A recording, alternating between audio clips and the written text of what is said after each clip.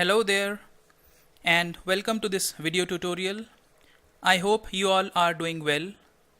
In this video, we will discuss the second way of returning values from the tasks using Executors framework. Here, we will specifically focus on how to process the tasks results in the order in which the tasks complete rather than the sequence in which the tasks are submitted or the sequence in which we retrieve the results. For this, we are going to use an interface called completion service. Completion service rides on top of an executor service and executes the tasks using it. It provides a method for executing callables. It allows for executing runnables too and provides one method for executing runnables that accepts a runnable and a result to be returned when the runnable finishes. The take method in this interface returns the future instance representing the next completed task. The call to take blocks if no task has completed yet. As soon as a task is completed, take returns the future instance corresponding to that task. After that, the result of the computation can be retrieved in the normal way from the future using the get method. If you do not want your call to block while retrieving the future of next completed task, you can use the poll method. It does the same thing as the take method but just does not block. If no task has completed yet when poll is invoked, it just returns null. JDK also provides a concrete implementation for this interface called Executor Completion Service that we are going to use in our explorations. Time to see all this in action now. I have already created a class here called returning values using executors second way by copying the returning values using executors first way class that we created in the previous tutorial. Now in this way, the first step is the same, that is creating an instance of executor service. In the second step, instead of submitting the tasks to the executor service, we are going to create an instance of completion service and provide it the tasks for execution. Let's see how.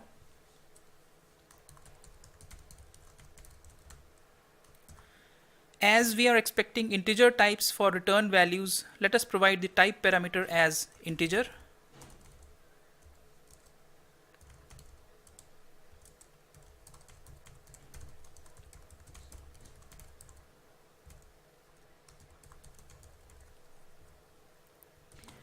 The executor completion service takes an instance of executor service as parameter, which it uses for executing the tasks.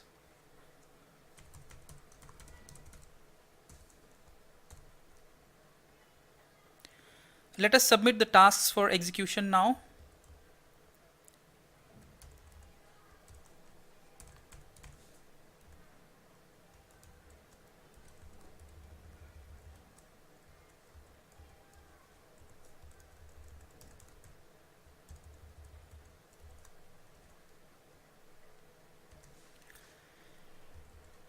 Now this will not work as there is no method in the completion service that accepts a single runnable type of parameter. So let us comment it out here.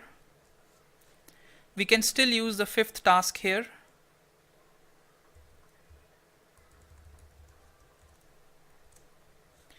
However, as the completion service is expecting an integer return value, we have to specify an integer here.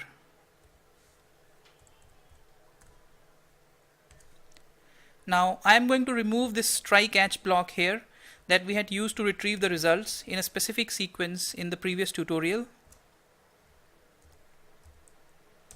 Instead, as the completion service already takes care of returning the results in the order the tasks complete, we just have to retrieve the results here in a loop. So let us code it in.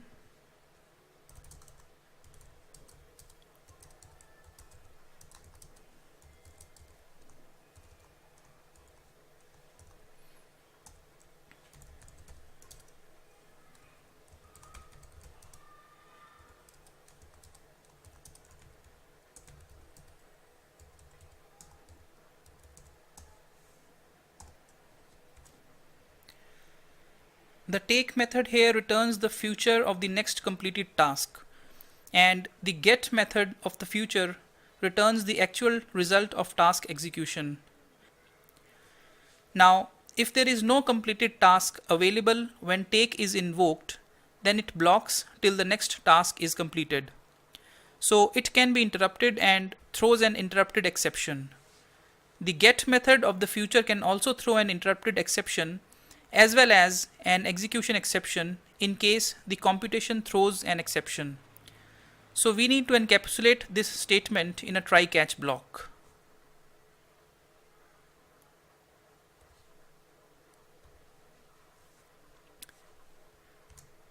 The code is complete for this class. Let us run it now.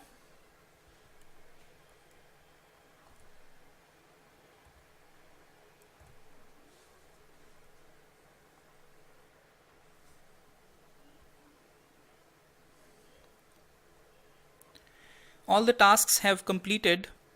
As task 3 finished the earliest, its result has been printed ahead of others. Loop task A finishes the last, and its result 999 is printed last. Now, if you look at the sysouts in the output, result equal to 9, result equal to 7, etc. Just by looking at these lines, you cannot determine the task for which the line gives the result. There is no identification of the task printed in the sysouts. Till the previous tutorial, we have always been printing some sort of identification of the task also in the result line.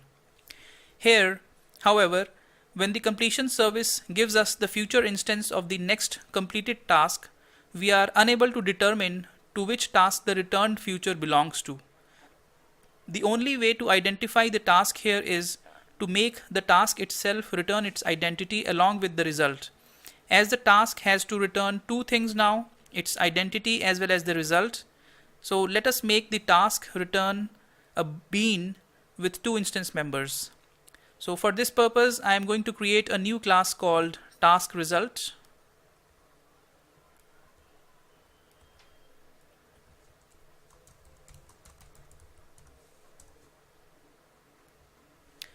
Let us make it generic so that while creating an instance, we can specify the task ID type and the result type.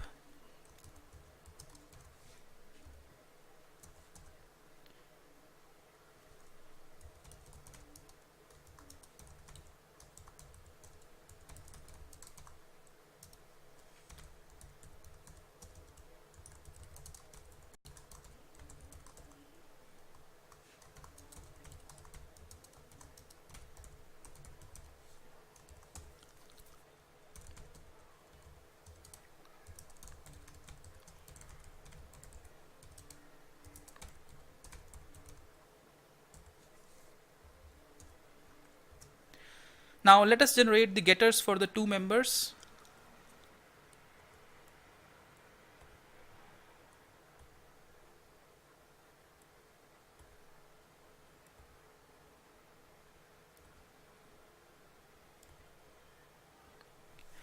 Because this is a Java bean, as a good practice we should implement the hash code and equals to.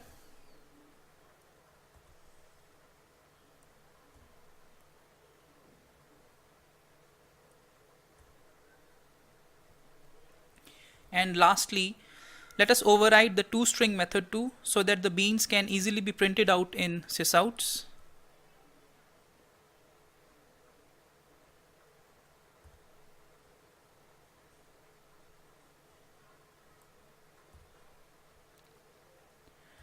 So I am going to add some eye catchers here in the toString implementation.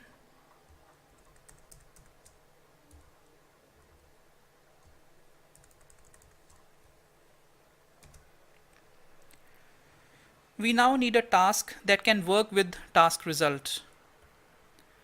So for this, let us copy calculation task A and create a new class called calculation task B.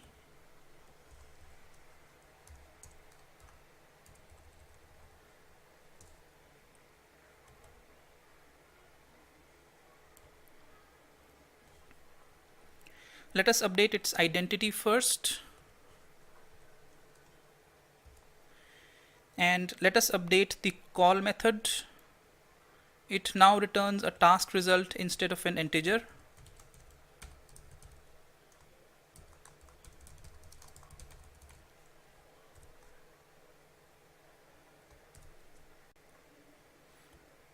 We need to update the return statement as well.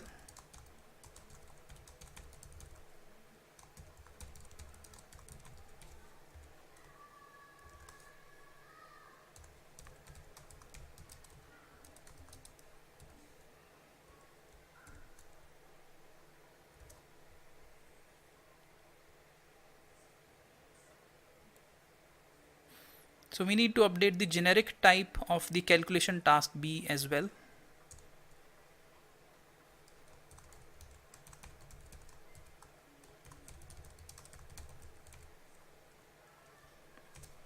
Okay. This class is complete now, and let us update the main class now.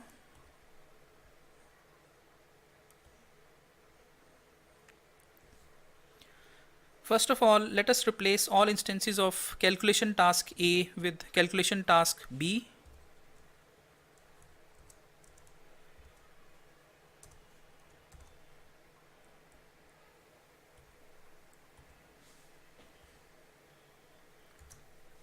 Secondly, we need to change the type argument of completion service.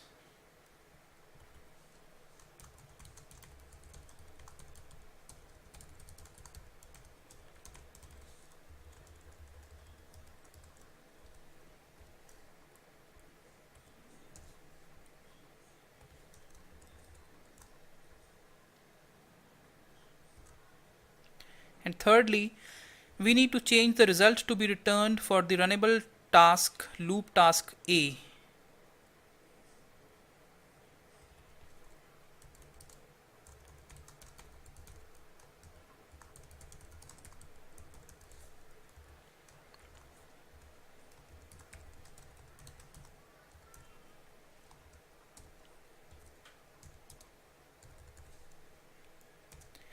And lastly, we need to update the sysout where we print the result. Just the tasks.take.get is sufficient here. This statement will invoke the toString method of task result and print it to the output. I think our class is complete now. Let us run it.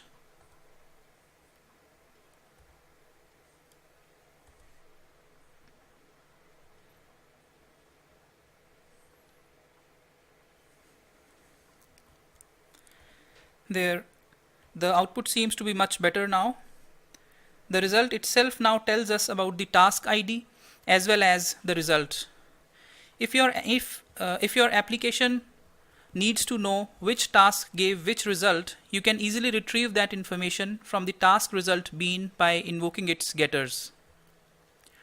Here we had just needed to print both bits of information. For this, we took advantage of the toString method of task result that we had implemented to return the task ID and result embedded in a string. That's all from my side on this topic. I hope you enjoyed this tutorial. See you in the next video now. Bye.